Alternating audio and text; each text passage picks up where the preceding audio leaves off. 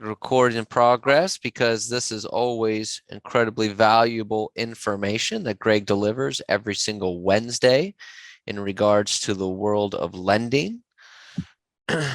So make sure that you are set and ready to go. All right, good stuff. Go ahead and share my screen. Good morning, or good afternoon, rather. Apologize for that. It could still be morning. Why not? Yeah, it's if you're living the aloha life. Yeah, see? Yeah. It's fine. It's all good. Finishing breakfast. Okay, so I just shot out an email to everybody here in the last probably 5-10 minutes or so. And this week and next week, what I'm going to cover are basics, just from the ground up, with regards to lending, and just cover some topics, just to clear the air and make sure we're all on the exact same page. We're speaking the same language, that kind of stuff, and give you a little leg up on your competition as to what goes into this whole thing. So without any further ado, let me hit my share screen.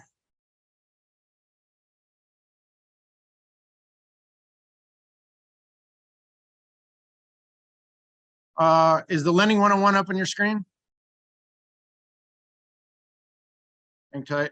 No. Okay, bear with me for a second.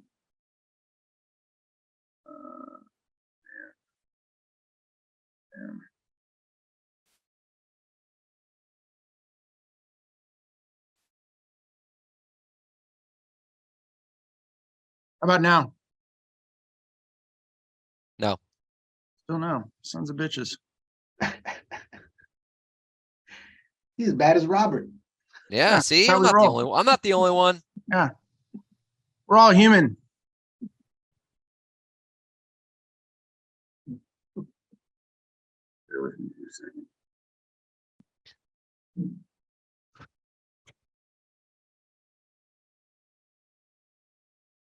How about now? No. Sons. Bear with me. Is that an attachment not popping up like it otherwise should? Am I not finding it in here? Sure. There it is. Yeah, boy. Bam, bam, bam. All right. Sorry for that. Let me minimize this. Okay, so and I'm just going to kind of rip through here. We're going to talk about this open-ended. Happy to I'm not going to dwell on any one particular line item, but this is, this week and next week, I basically came up with lending questions and issues, and make sure, like I say, that we understand what goes into this wonderful world we're living in. So I coined it as Lending 101, and I got part 1 and part 2 next week. And right off the top here, rather than kind of mix any words, very simply stated, people, always ask what these credit scores, man, the scores are up, the scores are down. What makes the scores go up and down? And I think most people have an understanding as to how well you pay your bills. And certainly that's one of them. Do you have any derogatory credit on your credit report? And then taking that maybe one step further, how recent is it and how bad is it? So somebody that's got 30-day late on their credit that's outside of 2 years or older probably is not affecting your score nearly as much as somebody that's currently 30 days late on an account right now.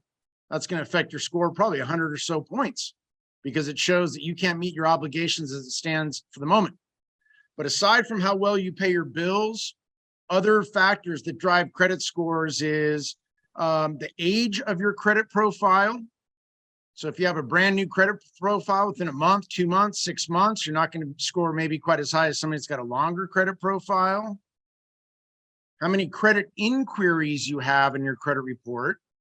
And once again, the government changed the way it used to be, I don't know, probably 10, 12 or more years ago, that people were very concerned about running credit in the inquiry and it negatively affecting their score. The government allows you now to shop within the similar source code. So the mortgage that we run under, they can shop within the same source code. All counts is within one inquiry on a 2-week time period. It's the same with auto financing. So it no longer negatively affects your score just because you have inquiries. But once again, if you're just running your credit and I got 20, 30, 40 inquiries in the last 30, 45, 60 days, it's definitely gonna negatively affect your score. And then the other one that a lot of people are aware of, but we'll bring it up anyway, is how maxed out you are in your credit card debt. So if you're trending that your balances are somewhat high in comparison to the credit limits, your score is going to be lower than somebody that has a very conservative credit profile with very conservative and minimum balances in comparison to the credit limits. And there's nothing that says that 40%, 50%, 60%.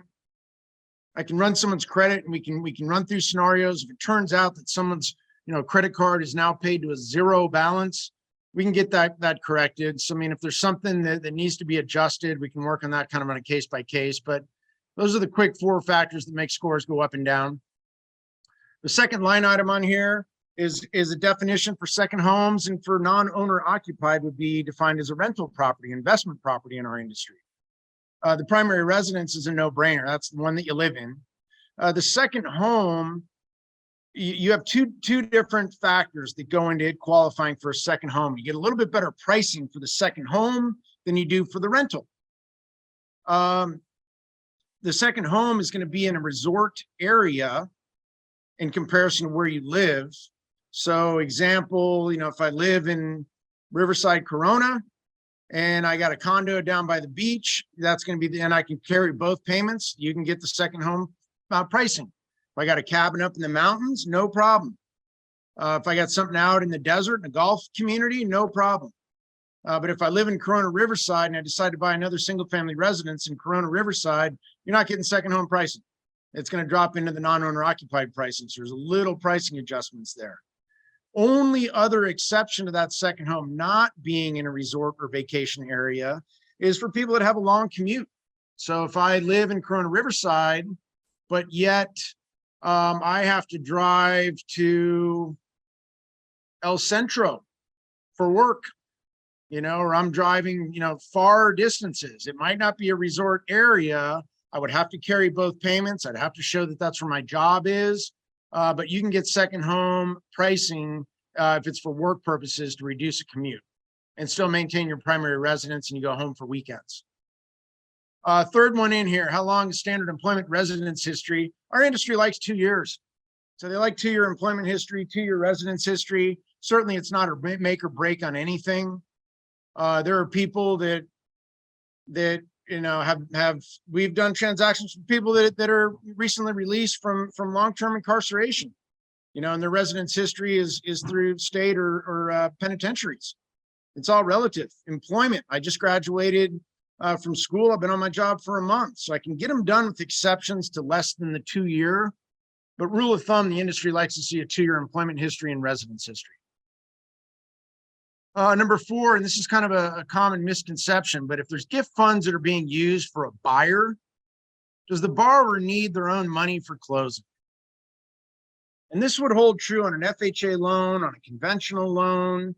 So if we're coming in with gift funds, FHA is all day long. FHA allow 100% gift, no problem at all.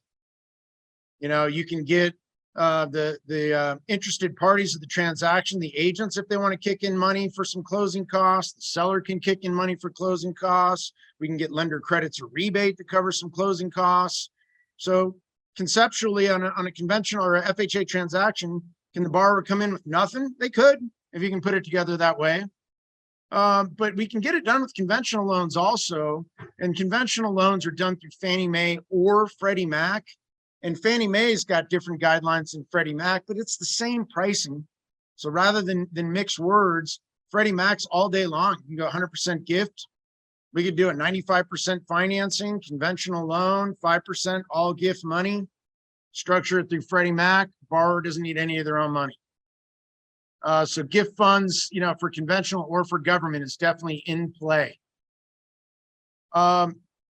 VA loans have something called non-allowable closing costs.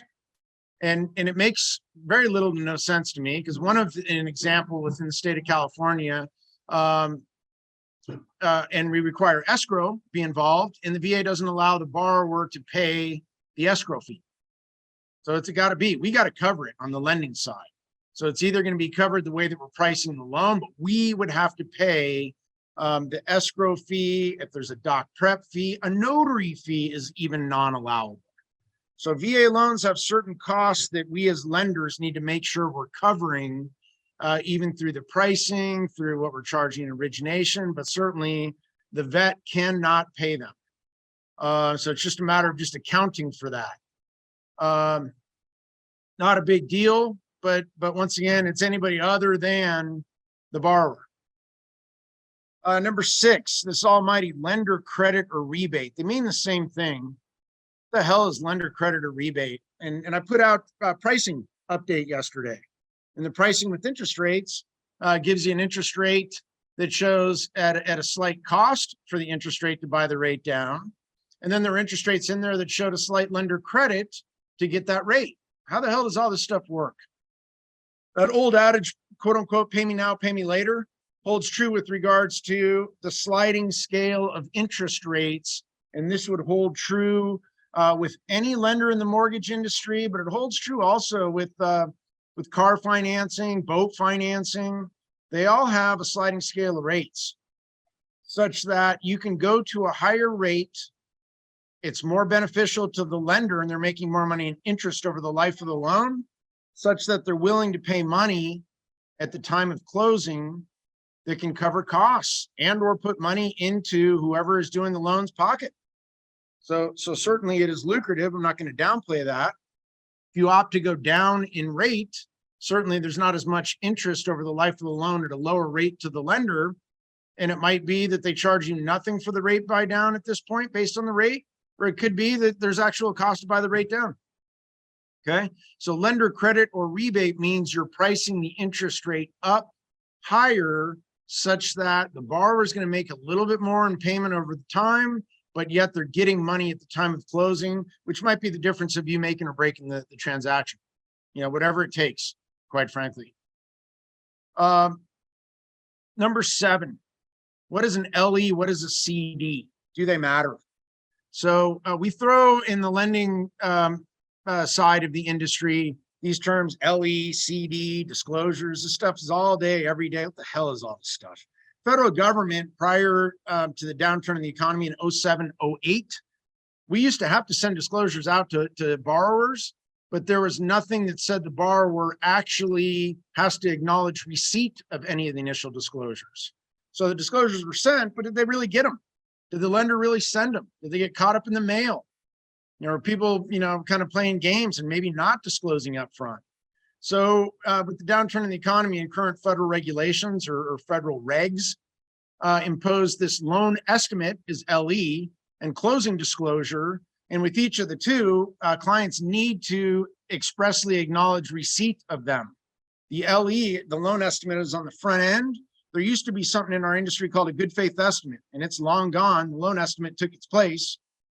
And the closing disclosure has a kind of a misnomer, in my opinion, because it makes reference to the fact that you're at closing, the fact that you're there. This is, we're done. And that would not necessarily be the case lender per lender. There are lenders out there that will issue the closing disclosure and not even have full approval, or what's called a CTC, or clear to close. So just because the closing disclosure goes out doesn't necessarily mean that everything's okay and we're going to waive the loan contingency, appraisal contingency, we're going to docs tomorrow. Not necessarily. The last little question on line 7 says, do they matter? In fairness to our industry, whatever's disclosed up front, we can't increase fees in the middle without canceling that out and starting over and re-registering and starting a new loan. So we cannot increase any of the fees that are disclosed up front. If we should have known, unless there are things like homeowners insurance, there are slight exceptions to that have variances. We may not know these figures up front, but as far as the appraisal fee goes, the notary fee goes, the recording fee goes, an underwriting fee, a title or escrow. Should have those pretty clear, and you should disclose what the actual costs are up front. So do they matter on the disclosures? One, it's a federal regulation and they absolutely have to be sent, but it does not represent final figures. So this almighty question number 8 in here, which is an excellent question. Where do final figures come from? And you got to beat it into your brain. They come from escrow, and it does not come from the lender. The lender could be early on disclosing fees that don't even matter to this transaction. Examples, re-inspections on appraisals, maybe even an appraisal fee in general. There are instances that we get what's called an appraisal waiver. We don't even need an appraisal. Why is the fee still in there? Why can't they remove the fee? Well, it could be they get all the way down close to loan documents, something changes with the borrower's qualification, it's rerun through automated underwriting, DU and LP, and we don't get the appraisal waiver anymore. If they remove the fee and one of the disclosures in the middle, then they can't charge it back at the end. So there are some fees that are going to ride all the way towards the end coming from the lender and what they disclose. Final figures here in number 8 absolutely come from escrow, and they're really not going to be dialed in until they get loan docs with the closing instructions to escrow, and even really dialed in when it comes down to the day you're closing, because that's when everything is really kind of known, exactly what the overnight and courier fees are, exactly how many days in interest are needed. So final figures are definitely something that's coming through escrow, and I would direct any potential buyer to escrow to clarify that and make sure they know what they're wiring. Number 9, when can we use current income only to qualify? So we're not talking about any historical income, just how much you're getting paid right now today. So we only average income for people that have variable income. If you're on a base salary, then all day long I can use whatever you get paid right now. If you just got an increase and let's say the client was making $3,000 a month as a customer service rep within a company, and they just got promoted to $7,000 a month as the customer service manager, I'm using $7,000 a month all day long, no problem, base salary, done deal. Okay. Number 10, when is a borrower considered self-employed? They own more than 25% ownership interest in a business, they're self-employed. Okay, that means we need to get the business tax returns as well. If you're less than that, then we do not need the business tax returns, just their personal stuff. We have self-employed people that do better. This number 11 in here, YTD and P&L stands for year to date. P&L is profit and loss statement. What the hell is that? And this SE is self-employed. So 10 and 11 kind of go hand in hand. So self-employed people don't have much like a standard wage earner year-to-date pay stub. So you don't have the conclusive. I could be in December of last year, and we're on the first day of December. We're already 11 months into the year, and I have a tough time really pinpointing how much, what's the business really doing for this year? Is it doing well? Is it okay? Is it not okay? The lenders ask for an unaudited P&L statement that only says, here's how much the gross income is, here's all the costs that go into it, and here's the net gain or loss. And they do it to make sure that the business is steady as you go. Okay. So do the year-to-date P&L statements for self-employed people, do they matter? Yeah. I mean, that's a necessary evil.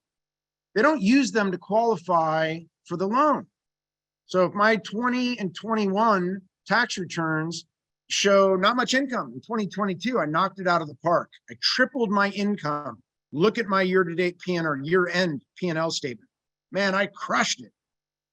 You would need to file those tax returns. Number 12 below there, paperwork supports the figures on a P&L. I'll tell you the difference. An unaudited P&L can be written on a cocktail napkin. It's that informal. It is nothing. It doesn't have to be in QuickBooks.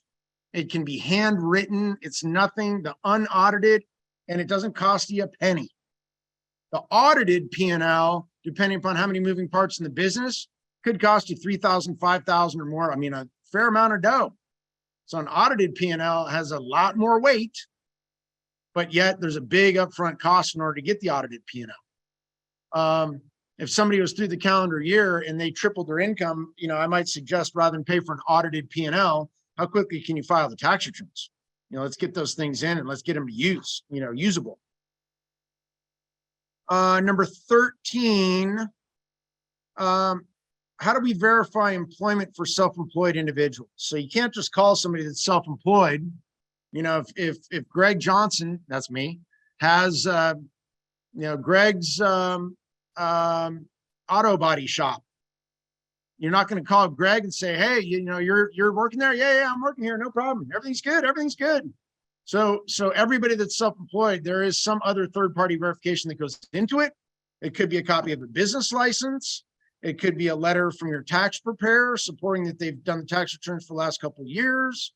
It could be if you self-prepare and the business that I run doesn't require a license, maybe they're sourcing, how do you get your business? Show me some internet presence. Show me some letters from people that do business with you, but they're going to verify some way, somehow. It's not like the self-employed person. Let's hope they don't really have to check. Maybe they won't know. So they're going to know, and they're definitely going to find out. So, 13, there's going to be something that goes into that. You can't just make it up. Number 14, and it might sound overly simplistic, but how do we as lenders get paid on loans? Quite frankly, there's either going to be money charged to a borrower in financed closing costs or money in origination fee or discount fee that's charged to the borrower in an actual cost at closing, or the lender creditor rebate, which is up here. So the mortgage industry uses this term paid on the front or paid on the back is kind of loose terminology. Paid on the front would be there's fees that are going into the loan and they need to be paid at closing. Paid on the back would be, hey, at the time of closing, there's a rate differential. The lender has money that they're paying back to us as a mortgage broker or mortgage banker now that we have our warehouse line for that rate differential.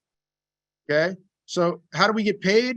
And we're not the atypical real estate agent that as soon as you take the listing, you have a listing agreement, in 1,000% certainty what you're making, or the selling agent that as soon as you're showing properties, it's already been, created contractually as to what the selling agent will be paid. You do not have to negotiate your commissions once the listing agreement is created. Whereas on the loan side of it, it's all negotiable. So there isn't anything that's set in stone that says, well, it's got to be this or it's got to be that. Number 15, what is a subordination agreement? There are liens that are on title that may not be removed when we do a new loan. It could be that we're doing a purchase transaction and there's solar on the property. It could be the solar company's got a lien. It could be a leased solar. It could be an owned solar. Could be that the new buyer's taking the solar over, leasing or owning. The solar company has a lien on the title because they want to make sure, God forbid anything happens and they don't get paid, that they can go onto the property and remove their equipment. So are they going to lien the property, make sure that they have security interest? Heck yeah. No getting around that.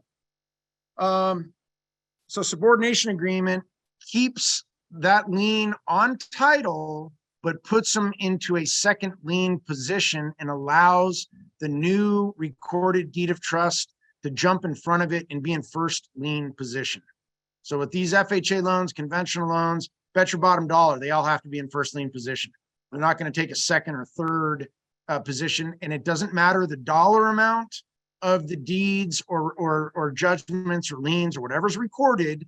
It only comes down to the date. So the seniority is based on date, not amount. Number 16, why does vesting matter? Certainly for the real estate agents out there, when you're taking a listing, if you're not pulling that prelim, you're asleep at the wheel. I mean, holy cow. God, who owns the property? What are the liens against it? Just no brainer. So, from the listing agent standpoint, but on the lending side of it, does the vesting matter? Does the vesting matter on a purchase? The vesting matters because whoever is on the loan has to be on title.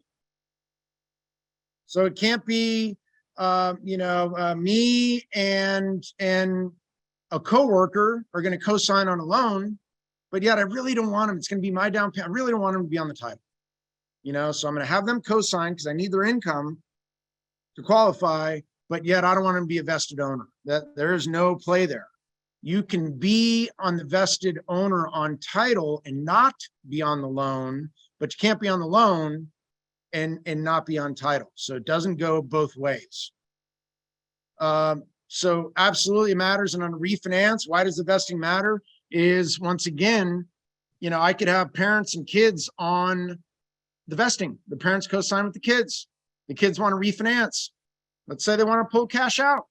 They got a lot of credit card debt. We want to put in a swimming pool. We want to live. We want to enjoy, like all these other people are doing this stuff. We want to do it too. If the parents will not agree to the refinance, the kids are dead in the water because the parents are on title. Okay. So once again, if me and a coworker co-own a property, the coworker can't go get a loan against that property and bury the equity in it without my consent. Never going to happen. Okay. So they can't go and pull a fast one on me and screw me right out of the equity we got in the home. And it could be the parents in some situations on the refi say, you know what? No, you're not doing that, or we're not going to allow this, or you're going to pay for the credit card debt that you've incurred and you're not living smart. Who knows? It could be that if we're refinancing and a husband and wife bought the property 5 years ago, they're now separated, and the husband or the wife, whichever the two is that they're gone. They're out of the country. I have no idea where this person is. Last I heard, they were, traveling South America on a skateboard. They wanted to go from the northern tip to the southern tip and be the first one on rollerblades to do it. Have at it. They don't have a cell phone. They have no way to be it's an issue because they're an owner. So the other person, they can't oh yeah, hey, no big deal. Can I just write a little letter and say that they're, off doing their own thing and we should be fine? No. Title is not going to ensure that. Number 17, who can be on a loan? Age, vesting. So certainly got to be the age majority. There's certain exceptions, the emancipated minor. We don't get a lot of those. If you're on the loan, and I already mentioned it, you have to be on the vesting. No getting around that. Can somebody come off of title after the fact? They could. So the whole twist on it, if you co-sign for someone else, I could have 10 people, let's say, just conceptually. There could be 10 people on a loan. Every single one of the 10 people are 100% responsible for the debt. It's not like every one of the 10 people is responsible for 1/10 of the payment. The payment's $10,000 a month. Every one of the 10 is responsible for $10,000 a month. It's not like every one of the 10 is responsible for $1,000 a month. Okay. If any one of those 10 people opt to come off of title, they could do that. Hey, you know what? I'm going to release my interest. Well, now you have no ownership in the property and you're still 100% responsible for the debt. So I'm not saying you couldn't do it, but you've now put yourself in a situation where you have nothing but downside with regards to liability on the loan and no upside, which would be vesting and ownership in the property. 21 years old. 18 is age of majority is 18. What is the maximum conventional conforming loan amount? What is the high balance? These are things that in the beginning of the year, they matter a ton. I'm not going to downplay them. Okay. So from the standpoint of even jotting a little note down, even if it's just a little friendly reminder to yourself to say, how does this stuff work or what goes into this? The conventional loan limit right now in any county in all of the United States of America, $726,200. That's the conventional conforming loan amount. And this high balance afterwards here, certain counties in the United States of America are defined to be higher cost living areas. So as a case in point, what would be like LA and Orange County? They'll do those same conventional loans, conventional loan program guidelines, to loan limits that go up to $1,089,300 in LA or Orange County. Riverside doesn't get that. Riverside San Bernardino gets $726,200 is what it is. Okay. I'm only bringing this up because this just defines certain products and pricing that we're using.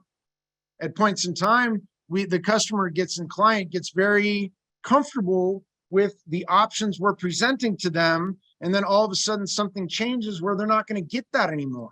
It's a really big deal. I'm not going to downplay that. The maximum FHA conforming loan limit is different county per county.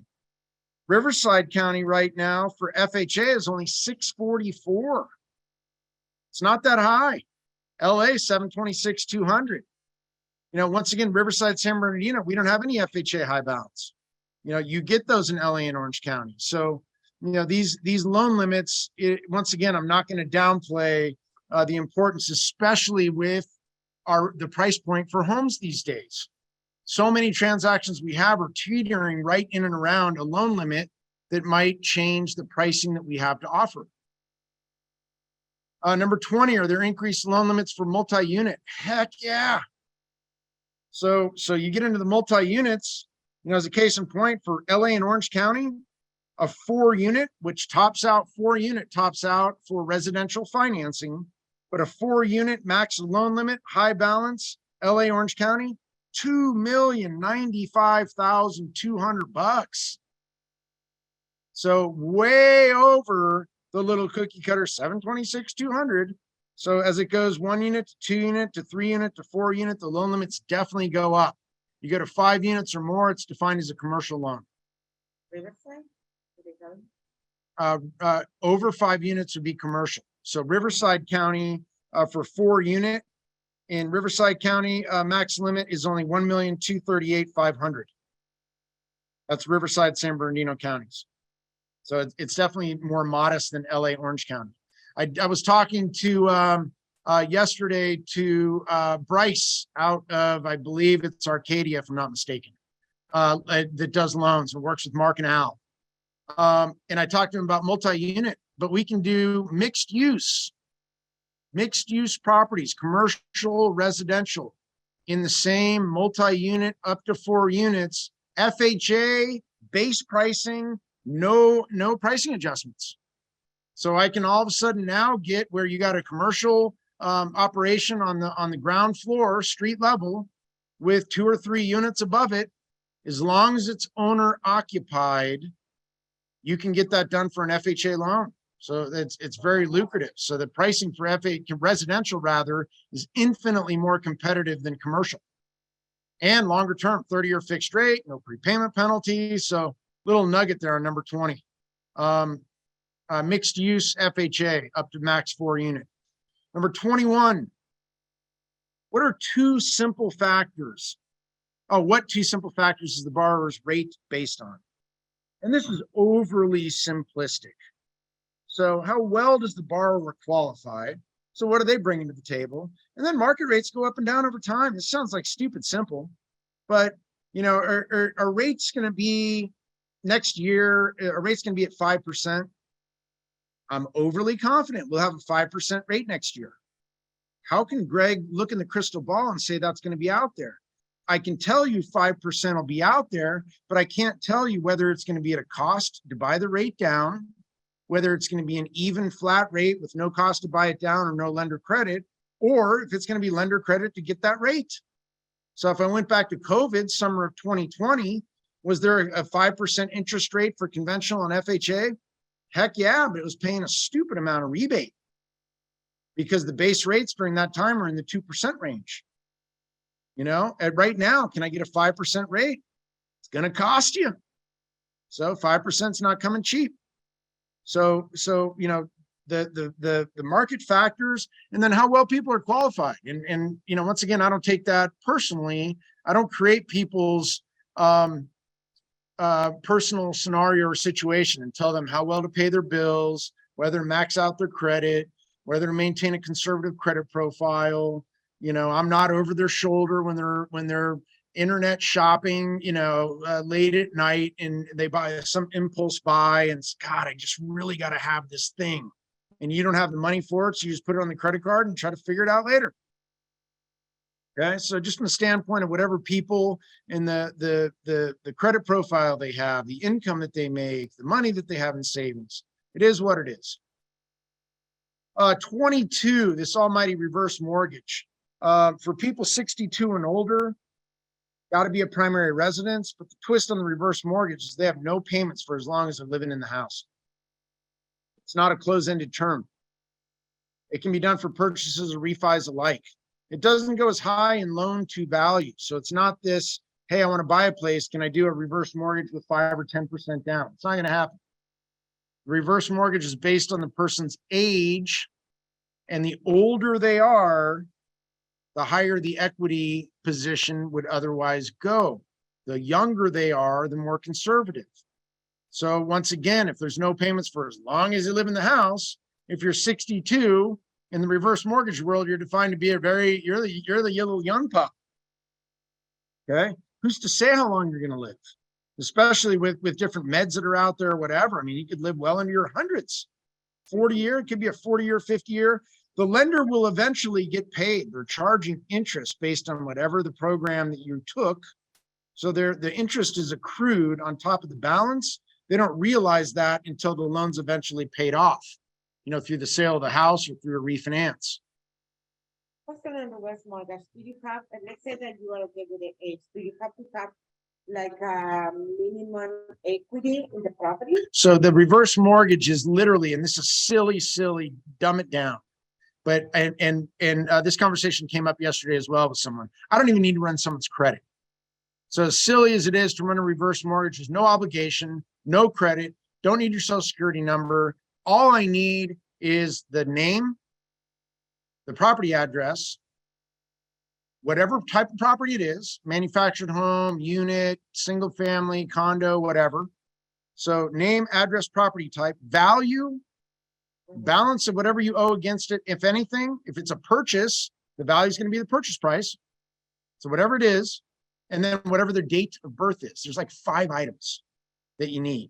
It's going to drive the scenario. So if I want to go buy $1 million property, okay, how do I know how much money they need for closing? Run it through the system.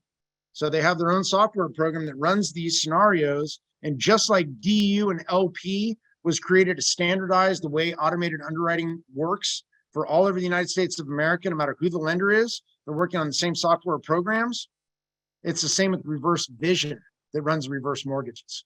So basically through the data that's input, can I manipulate the rate up and down for the basis of the rebate? Yeah, just like a standard loan.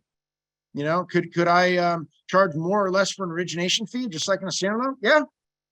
So can I change the fees or can I change the rate? Yes, just like in a standard loan. When it comes to the findings, if all the things are equal, just like DU and LP, if all the things are equal, you're going to get the same approved eligible that anybody else would get. So very similar, but reverse vision would be the one, and it doesn't cost anything.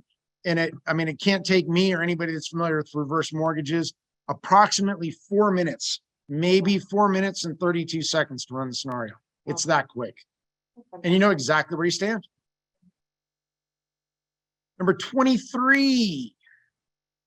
What is the FHA 203K? And the 203K is very lucrative. We've talked about this briefly, but the 203K can be done as a ground up construction. I can use it to take land down and build on it, stick built or manufactured home. You can roll the costs into the new transaction. FHA has 3.5% down payment. There's closing costs just like any other loan that's out there. But it's cheap money when it comes down to construction money. And the 203K can also be used for rehab or for improvements. So I can take a property that's pre-existing. There's nothing wrong with it. The home inspector came through. He spent 4 hours in this house. There wasn't one thing they said that there's a problem with. It was the Immaculate Conception. It's like the parting of the Red Sea. It's never, ever like, huh? But yet the buyer wants to get an extra bedroom and bathroom. Can they do it? Yeah, 203K. So do you recommend, let's say they have a property that they need some kind, or you want to do some kind of there are points in time. So great question. So Gabby's saying, hey, when would you ever recommend that? There are points in time that it could be. Let's use a case in point. I'm buying a property in San Gabriel, California. My buyers are very concerned about let's talk about feng shui. Let's talk about things that are like, you know what, this matters a ton to them. I'm not going to sit here and say, oh, why does that matter so much to you? It matters. You're either going to accommodate me or you're not. Okay. Well, now there are things that are intrinsic features of this, and it could even be the address of the property. It could be anything that goes into this is very important. And if you don't adhere to what I'm seeking, I'll go find another agent that will. Or maybe I find the property that meets every single thing that they're otherwise seeking, but it's just short one bathroom. They wanted a bonus room. They got, you know, the kids or the grandkids, or it just needs a little bit more space. Or the husband wanted to add a workshop because he loves tinkering out there and loves woodworking, or he loves working on he wants a little, you know, auto shop to work on the vintage, you know, 1957 Chevy, whatever. You can do that stuff with the 203K. So they can add to it if they find the house that meets everything to their liking, but yet it's just missing one feature. You can do the 203K to improve the existing property. And from the seller standpoint and the listing agent, I would be the first to hop on the phone and like, do not reject the offer just because of this. It doesn't affect the seller or the listing agent at all. All of your commissions, all of the money and the proceeds of the sale are going to happen just like any other standard loan. You're closed. Everybody gets paid at funding, recording, done deal. The money for the improvements goes into a escrow account, and it's dispersed in phases as the work's getting done. Doesn't affect any seller, any agent, any lender. There's the same amount of time that a regular loan. You got one more moving part. So a question in the room here was, does it take any longer for the 203K? The project itself, I might pack like 15 days to the transaction. Okay. Oh, one more question. Do you do the 203K while you're buying the property? You can do the 203K to buy it or to refinance it. Okay. So we had somebody that just recently, the client came in, they just bought a property. They've been in it for a month. They want money for improvements. Okay. I'm looking at like, they can get it. Okay. You know, the person that did the loan for them, they're never going to, you know, they might get hit for an early payoff. The person that did the purchase transaction, it never came up. You know, I was talking to our loan officer here. We can do the 203K right now and get them the money that they want for the improvements. They're going to appraise it subject to the completion of everything they want to do, make sure the equity's there, but it's absolutely doable. Hey, So you Greg. can do it as a refi, you can do it as a purchase. Hey, Greg. Do you Hello. recommend refinance and take out the cash and do the improvement, or do you recommend to take the 203K? when So- you already So have it done? question in the room here is, do you recommend doing a refi cash out and using that for the improvements, or doing the 203K? I can run each of the two scenarios. If you have the equity in the home and you want to do your own, I don't want anybody telling me that I need a contract, or I don't want anybody doing, I want to do my own thing. And you got the equity for a cash out refi, take the cash out refi, do the work whenever you want to do the work. I might want to take a year or year and a half to do it. No problem. Cash out refi all day long. If you're in a Hey, Greg. 203K, they're going to want the work done in a more timely fashion. Hello, Greg. Yes, Michael, go ahead. Yeah, no, just question. I was thinking before, maybe they changed it. On a 203K, they usually paying directly to the contractor. Now you said they're paying it to the client directly? No. The money is in a trust account, and they're dispersing it to the licensed contractor as each phase is being done. So it has So to be no, it's- done. Yeah, no, it's not being dispersed directly to the client, and then the lender's hoping that they actually pay the contract. So the lender does definitely control the disbursements on the 203K, because they want to make sure that the money's going directly to who it should be going, and there's not any, you know, personal dispute where the money went to the borrower and then the borrower is ticked off at the contractor because the contractor is making eyes at his wife, and I don't appreciate what you're doing, and I think you're a snake, or I'm not going to pay you. Like, what just happened? There's just a host of screwy things. The lender's definitely going to make sure that whoever is doing the work, licensed contractor, is getting that money, and they're billing escrow directly with their invoices. So yeah, thanks for clarifying that, Michael. Number 24, when is it best to use bank statements for income? We have programs that qualify people on bank statements. I have people that come in right up front that say, well, I need to structure my loan this way. I can do whatever you want. I can look at your tax returns and see maybe something's changed. Maybe you can qualify based on the tax returns now. Bank statements for income would be an instance where somebody has good cash flow, self-employed, but yet they don't show money in verifiable income to the IRS. So they write everything off. But there are programs out there that will take the average deposits. There's certain cash flow analysis that goes into that. So when would I ever look at that? I'm looking at somebody's tax returns. You want to buy a place, you want to put 10% down, and the IRS tax returns show a loss. I have no verifiable income. The first thing I would look at is the very top line item that says gross receipts. That's the total amount of money that they made. If the gross receipts is sizable, there's a couple different cash flow analysis that goes into that. I'd be the first one to suggest, hey, let's calculate it this way instead of that way. But you know, they're not going to get it done with the IRS tax returns in that example. Maybe the bank statements for income is a better bet. Hi, Greg, it's Miriam. Yes. How much is the rate for to use the bank statement? So here's what I'll say. Here's what I'll say about any rate on any program is it's risk based. So better the risk, better the rate. Mm-hmm. So the bank statement person, if you're lumped into that for income, you're going to get a better rate. Let's say, Miriam, as an example, if you're at a 50% loan to value with an 800 credit score, that person's going to be getting the cherry or best interest rate on bank statements for income in comparison to somebody that wants 10% down payment with a 680 credit score. Well, now you don't have the sky high credit score and you're up the max that we'd otherwise allow for the program. So it's kind of relative one to another. There's definitely increase in rates on bank statements for income. If I said, you know, full doc means qualifying by your IRS tax returns. So fully documenting your income. If I said the rate, you know, as an example, is like 6% right now, the overly qualified bank statement for income at like a great loan to value and a sky high credit score, it might come in the low sevens. It's definitely going to be an adjustment because you're not qualifying with the IRS tax returns. It's cash flow and bank statements. And the person that's at the sky high, they might be in the high 7s to 8. Okay. I had one that was going with bank statements for income, and programs change over time. We had somebody that qualified coming on year end and then said, you know what, we want to get through the holidays. It's just we're got too many balls in the air right now. It's not comfortable. We priced out a transaction third week of November, and we just updated it and putting them together. They want to make an offer. Interest rate on that bank statement program came down 0.75% to the rate. They went from 8.5 to 7.75, just because market rates for that particular program had improved. I'm not going to say rates for standard conventional loans improved by the same 0.75 point, but you know, all of a sudden I even double checked. I'm looking back through it like, that's really good. Mm-hmm. So we need 12 months of bank statements? So the bank statements for income, you got two options. We have programs actually that'll just take the last 3 months is the least.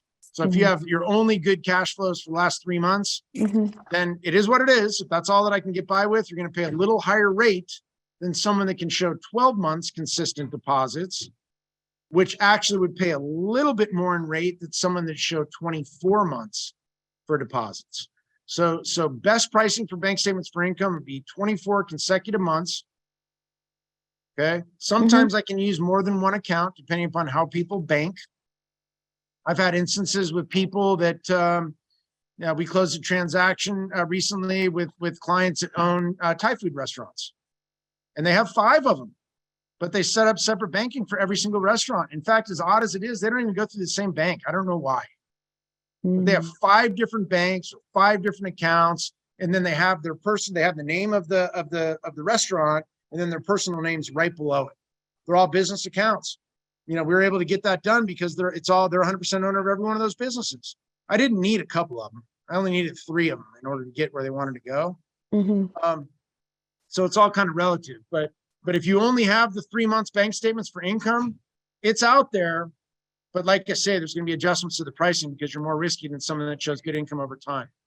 And then what I'll say about people based on the 12 months or 24 months, you know, what if you have a months that you didn't show good money? You know, there wasn't a lot of deposit. That wasn't a good month. Like, I'm not saying you can't have off months. You might need to explain it. Examples would be, let's say I do property flips.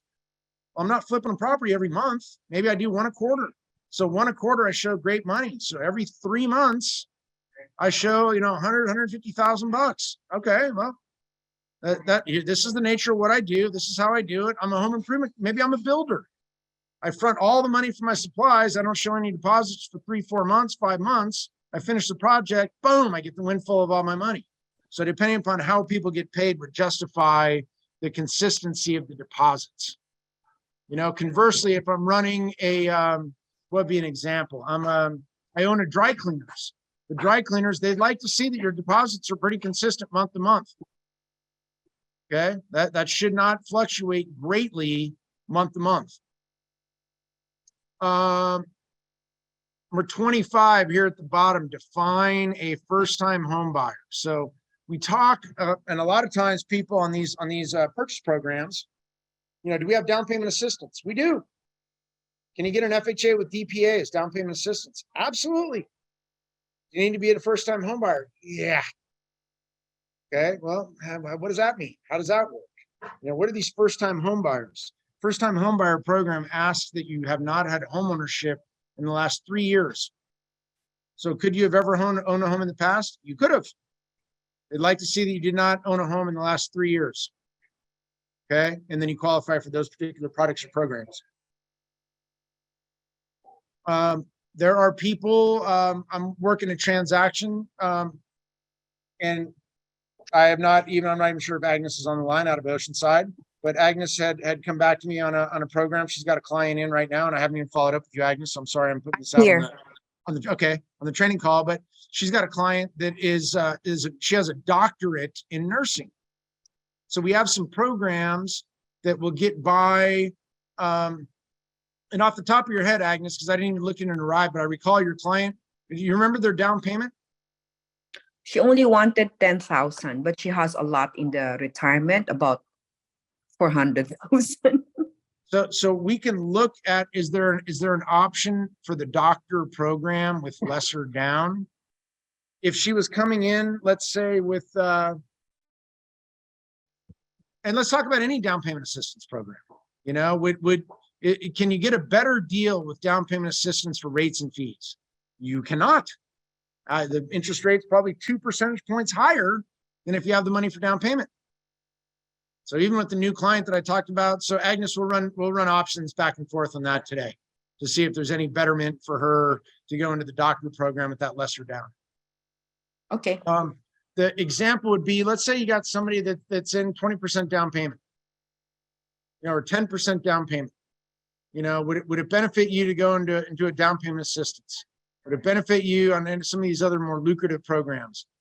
You could do it if you want to. If you have the money to bring in for closing and you opted to go into the down payment assistance, it just means you're going to be into a program with a higher rate, with a little bit more conservative qualifications. They're probably not going to extend you out in your income in relation to debt quite as high as somebody that had the down payment assistance. It's out there. A little bit more difficult to get offers accepted, I think, on the whole, if you have down payment assistance in comparison to someone that has money for down. A lot of listing agents would look at it and say, you don't appear to be quite as well qualified as this other offer that has 20%, 30% down. Now, it seems like they have more options available to them. Might be that they pass on your offers for just that in and of itself, and now all of a sudden, well, now I can show that I have the down payment. We're going to go on this other program here. Maybe now it's easier to get your offer accepted for the home that you want.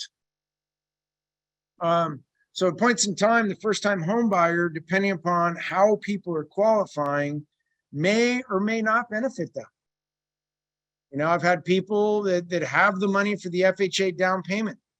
Hey, Greg, I want to let you know, first-time home buyers, does that help us? It's great, but I'm already putting you with the down payment into the program that's getting you into the best of the best. So whether you're a first-time home buyer in that example or not, you're going to be getting a better rate and fee than would be if you dropped into a program that required you be a first-time home buyer. So some points in time, like I say, it would help you, and other points in time, it wouldn't. I try to impress upon everybody, even loan officers we work with, any agents we work with, any clients I speak to, if I can get the snapshot of info as to what their qualifications are. and I know what they make in income, and I know what they have for debt, I know what their credit score is, I know the total amount of money that they have between every single account, any gift money available, every single nickel of their name, how much money they want for closing. If I knew every single one of the parameters of the loan, in essence, what we do is try to put together the most favorable financing options for that scenario.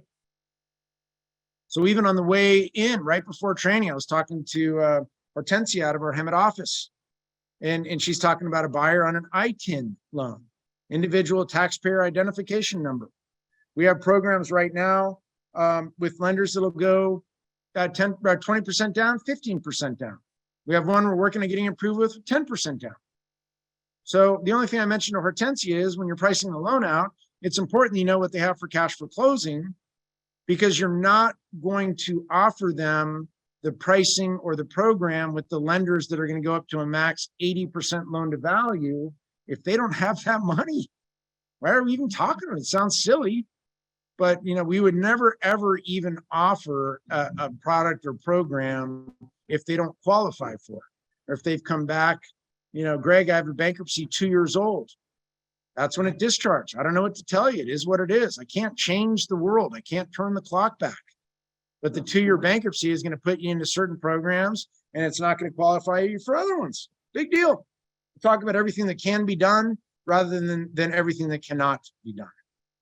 So, just from the standpoint of trying to keep it simple, sometimes the first time home buyer matters and other times it doesn't. And if somebody comes in and says, hey, I don't have any money at all, what can you do for me?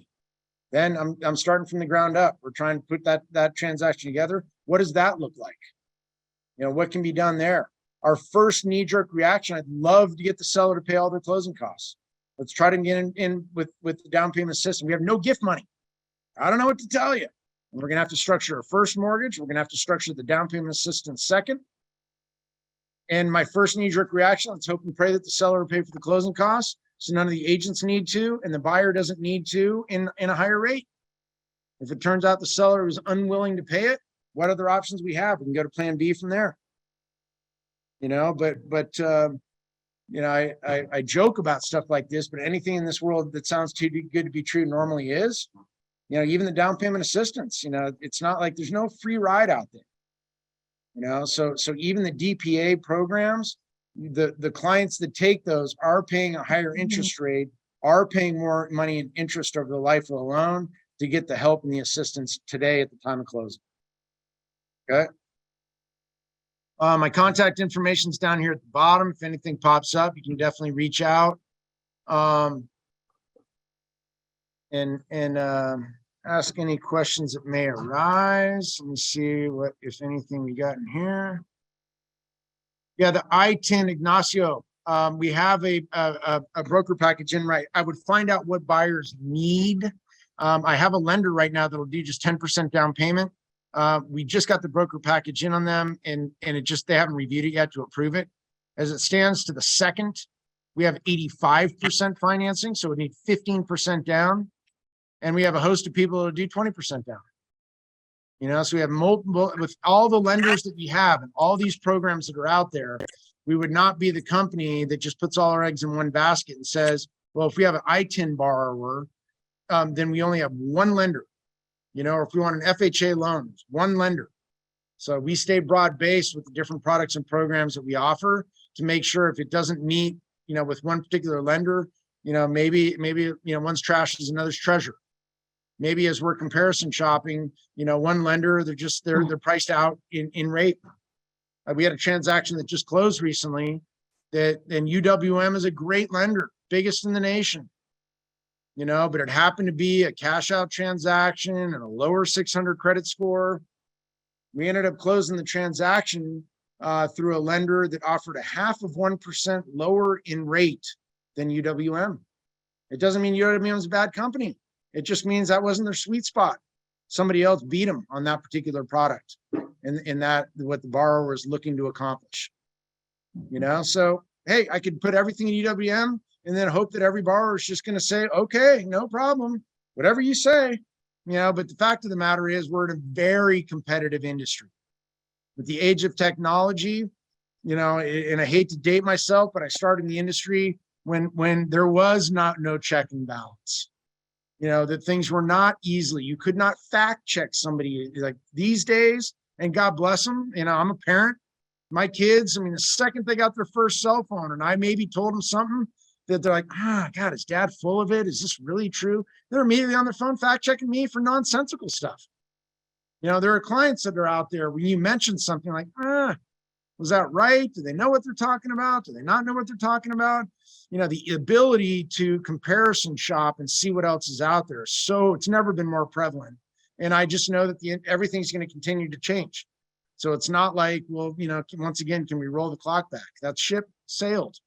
Now it's a matter of what's the current industry we're in? What are we dealing with? And what do we need to do to compete at a very, very high clip based on, you know, current market standards and where we stand and what we need to do in order to get business. That's really it. So, you know, even the battles that were fought in even just the way that you look at just, you know, warfare alone or trench, I'm not belittling anything, but, you know, the battles that were fought in prior, you know, wars and years are light years away from, you know, those that are being fought now. You know, what we're doing to compete right now, infinitely different than, you know, how we competed for business. You know, for people that have been in the business for a minute or two, you know, life was infinitely different 5 years ago. I was blown away to think at how recent even the silly little iPhone was. It seems like to me it's been around forever. You know, but you know, the reality of just you know, all these features and you know, in ways that we can reach out and you know, kind of structure and put things together at the end of the day that are to the benefit of people and explaining why we're doing what we're doing. You know, I mentioned to our loan officers at points in time, even on the down payment assistance, you know, there are people that want to talk about that. They want to know, hey, we discussed this and it is available, but for your scenario, you're getting a better deal without it. And here's why. And Steve Costa and Aaron Lanning are out of our Menifee office. I talked to one of Steve's clients yesterday. She's got over $100,000 in the bank, and she asked me about the DPA. And we could do that if you wanted to, but you're going to pay 2 percentage points. So if you borrow $300,000 in your loan amount, 2 percentage points on the interest rate, the spread of 1% on the loan amount is 1%. Simple interest is 1% on 300 grand is $3,000 a year. 2% rate is $6,000 a year. There's 12 months in the calendar year. Last time I checked, 6 grand divided by 12 is $500 more per month for the exact same loan, whether you want to bring in some of your own money or not. It's the same house. You're buying the same house. Just a matter of if I'm a cash buyer and I bought a $300,000 home, then I bought it for 300 grand. I know exactly what I paid for it. If I'm financing that particular house, then how good was my financing terms? Did I get a good rate? Did I get a bad rate? What is the cost? That seems no one really wants to know that. The homeowner doesn't want you to roll the clock back and say, well, you bought the house in 1987 and you did a loan in 88, 91, 94, and you're just constantly like the homeowner's like, you know, it's diarrhea of the mouth, you know, but, you know, at the end of the day, you know, for the people that have the money for down payment, you're going to get a home cheaper if you can get into more favorable financing than otherwise. And far be it from me, what I mentioned to the client flat out, if you want to do the down payment assistance, I'm happy to do it. We ran options for the DPA. We ran options with the down payment. She came back to me in about a third of a second and said, thank you for showing me that. And I would be a fool to take the down payment assistance. And I'm like, you do whatever you want. I would never chastise anybody for making a decision and picking an option that maybe doesn't make a lot of sense for me or any one of our loan officers. Doesn't matter to us. I'm not the decision maker. So just from the standpoint of putting that and kind of long stretch in that FTHB, first time home buyer, but anything that pops up, you guys can reach out to me anytime. Always appreciate the chiming in. And I'm done, Robert. Well, there you go. Thank you. You bet. Great stuff. Absolutely, Great stuff. So absolutely. many options out there. You know, we've got to get buyers to talk to lenders just to see what's possible. But stuff is possible. Great stuff. Thank you, Greg. All You bet. right. No Very problem. good. Very good. Very good. Appreciate it, guys. Okay. Let me stop recording.